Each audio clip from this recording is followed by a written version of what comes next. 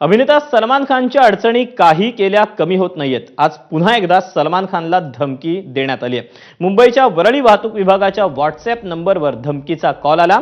सलमानला घरात घुसून मारण्याची धमकी देण्यात आली, तर बॉम्बनं गाडी उडवून देण्याची धमकीही देण्यात आली। या प्रकरणी अज्ञाताविरोधात गुन्हा दाखल करण्यात आला असून सलमानच्या घराबाहेर देखील मोठा पोलीस बंदोबस्त तैनात करण्यात आलेला आहे।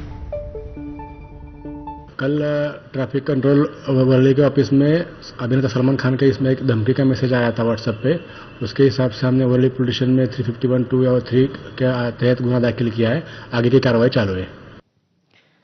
दरम्यान यावर मंत्री आशिष शेलार काय म्हणतात आपण पाहूया। कोणी असो, या देशातला नागरिक, या महाराष्ट्रातला, या मुंबईतला नागरिक सुरक्षितच राहायला पाहिजे, सुरक्षितच राहील। सुरक्षेची काळजी सरकार पूर्ण घेईल।